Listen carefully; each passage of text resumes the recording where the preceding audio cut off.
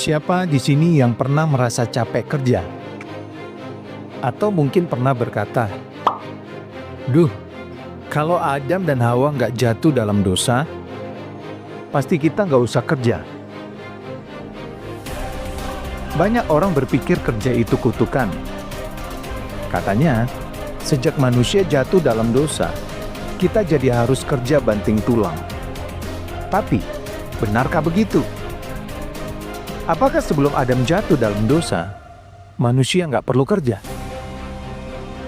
Jangan sampai kita salah paham dan malah melihat kerja sebagai beban, padahal mungkin justru ada berkat di dalamnya.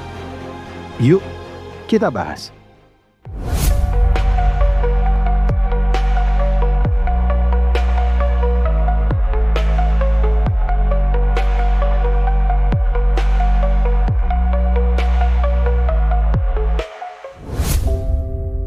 Banyak orang yang menghubungkan pekerjaan dengan Kejadian 3 ayat 17-19.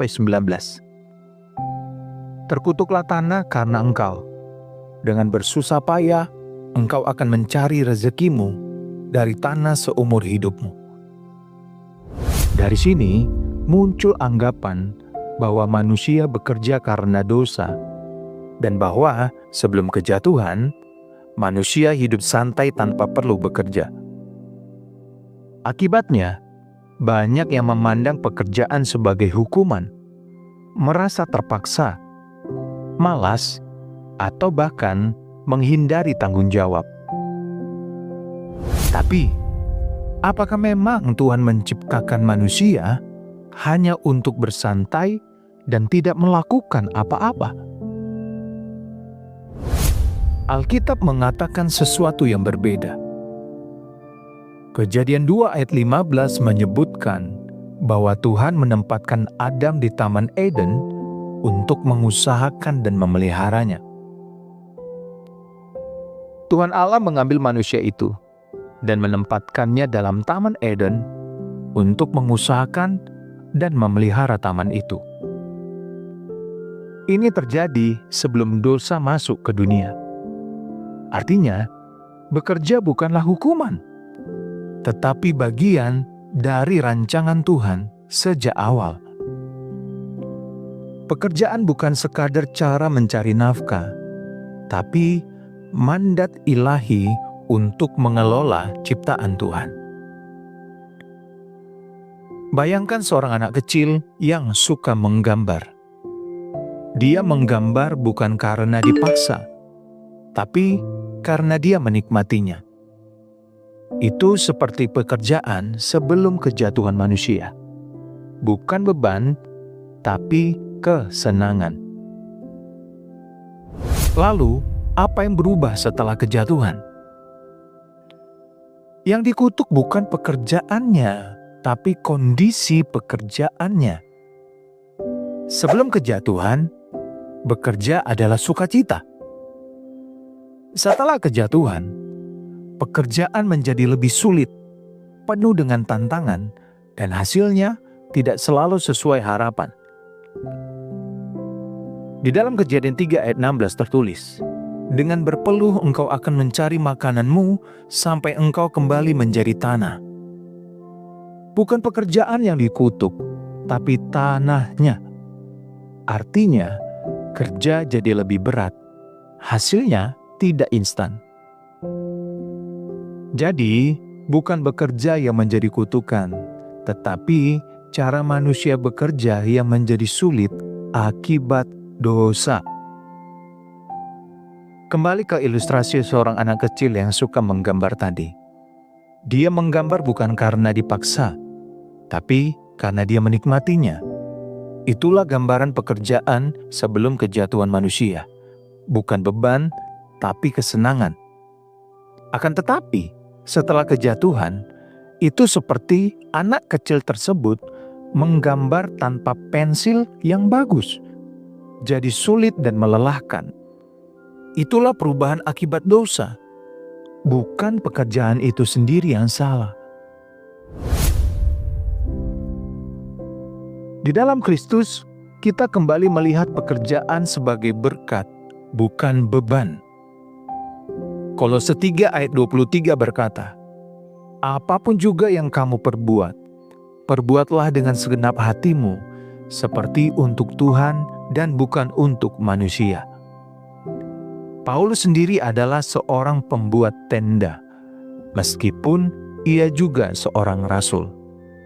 Silakan teman-teman baca Kisah Para Rasul 18 ayat 3. Ini menunjukkan bahwa pekerjaan bukan hanya alat bertahan hidup, tapi juga bagian dari panggilan Tuhan. Pikirkan seorang tukang kayu yang membangun rumah. Jika ia bekerja hanya demi uang, ia akan merasa lelah dan bosan. Tapi, jika ia melihat pekerjaannya sebagai cara untuk melayani orang lain dan mencerminkan keahlian yang Tuhan berikan, ia akan menemukan makna lebih dalam dari pekerjaannya. Nah, berikutnya, ada 3 prinsip untuk memandang pekerjaan dengan benar. Pertama, pekerjaan adalah ibadah. Mari kita lihat kembali Kolose 3 ayat 23. Apapun juga yang kamu perbuat, perbuatlah dengan segenap hatimu, seperti untuk Tuhan dan bukan untuk manusia. Apa artinya? Pekerjaan bukan hanya soal mencari uang atau jabatan, tetapi juga merupakan bentuk penyembahan kepada Tuhan. Cara kita bekerja mencerminkan iman dan karakter kita. Jika kita bekerja dengan malas, curang, atau setengah hati, apakah itu memuliakan Tuhan? Apakah kita sudah bekerja dengan hati yang benar? Bayangkan, ada 2 orang tukang bangunan yang sedang membangun gedung gereja. Orang pertama berkata, "Saya cuma pasang batu bata, ini cuma kerjaan biasa." Orang kedua berkata, "Saya sedang membangun rumah Tuhan. Setiap bata yang saya pasang adalah bagian dari ibadah saya." Karena itu, lakukan pekerjaan dengan sikap hati yang benar. Lihat pekerjaan sebagai kesempatan untuk melayani Tuhan. Jujur, disiplin, dan profesional dalam setiap tugas. Apakah selama ini Sobat Pintu Berkat bekerja dengan hati yang benar? Atau kita sering mengeluh dan merasa terbeban? Kedua, pekerjaan adalah kesempatan. Efesus 2 ayat 10. Karena kita ini buatan Allah, diciptakan dalam Kristus Yesus untuk melakukan pekerjaan baik. Apa artinya? Setiap pekerjaan bukan kebetulan, tetapi bagian dari kesempatan untuk bertumbuh dan berdampak. Bukan hanya kerja untuk diri sendiri, tapi juga untuk memberkati orang lain. Seorang dokter tidak hanya menyembuhkan penyakit, tetapi juga membawa pengharapan dan kepedulian bagi pasiennya.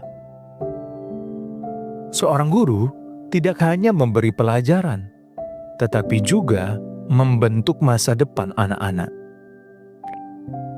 Seorang pengusaha Kristen tidak hanya mencari untung, tetapi juga menciptakan lapangan kerja dan membantu banyak keluarga. Jangan lihat pekerjaan sebagai beban, tetapi sebagai peluang untuk bertumbuh dan memberkati orang lain. Kembangkan skill dan karakter supaya kita semakin efektif dalam pekerjaan kita. Gunakan pekerjaan untuk melayani dan menjadi terang bagi dunia. Nah, pertanyaannya nih buat kita. Apa peluang terbesar dalam pekerjaanmu saat ini yang bisa dipakai untuk melayani Tuhan dan sesama? Ketiga, pekerjaan adalah bagian dari panggilan Tuhan. Tuhan memberikan setiap orang talenta dan panggilan yang berbeda-beda. Apapun pekerjaan kita, lakukanlah dengan integritas semangat, dan penuh rasa syukur. Amsal 16 ayat 3 berkata, "Serahkanlah perbuatanmu kepada Tuhan, maka terlaksanalah rencanamu." Apa artinya? Tuhan tidak menciptakan kita dengan talenta yang sama. Setiap orang punya panggilan unik dalam pekerjaannya. Ada yang dipanggil untuk mengajar, ada yang dipanggil untuk melayani di dunia bisnis, ada yang dipanggil untuk menjadi pekerja sosial, dan sebagainya. Tidak ada pekerjaan yang lebih rohani daripada yang lain, selama dilakukan dengan hati yang benar. Seorang seniman bisa menggunakan karyanya untuk menginspirasi orang lain. Seorang programmer bisa menciptakan teknologi yang membantu banyak orang. Seorang karyawan bisa menjadi saksi Kristus dengan bekerja jujur dan bertanggung jawab. Temukan panggilan hidupmu di dalam pekerjaan yang kamu lakukan. Jangan membandingkan pekerjaanmu dengan orang lain, karena Tuhan memberi peran yang berbeda untuk setiap orang. Mintalah hikmat dari Tuhan agar pekerjaanmu selaras dengan kehendak-Nya. Pertanyaan untuk kita renungkan. Apakah kita sudah menemukan panggilan Tuhan dalam pekerjaan kita? Atau kita masih merasa pekerjaan kita tidak berarti? Jadi, apakah kerja itu kutukan? Tidak. Pekerjaan sudah ada sejak awal penciptaan, bahkan sebelum dosa masuk ke dalam dunia. Yang berubah adalah cara kita bekerja, bukan pekerjaannya. Pekerjaan adalah ibadah, kesempatan, dan panggilan Tuhan dalam hidup kita. Mulai hari ini, mari ubah cara kita melihat pekerjaan. Bekerjalah bukan hanya untuk uang, tapi untuk Tuhan. Bekerjalah bukan hanya untuk diri sendiri, tapi untuk memberkati sesama. Gimana menurut Sobat Pintu Berkat? Apakah kalian pernah melihat pekerjaan sebagai beban? Dan bagaimana cara kalian mengubah cara pandang tentang pekerjaan? Apa yang kamu syukuri dari pekerjaanmu saat ini?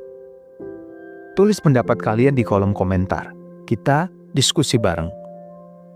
Mari kita bangun komunitas yang melihat pekerjaan sebagai berkat, bukan beban. Karena itu Sobat Pintu Berkat, jangan lupa like, share, dan subscribe Pintu Berkat Channel, supaya semakin banyak orang yang diberkati. Sampai jumpa di video berikutnya. Tuhan Yesus memberkati.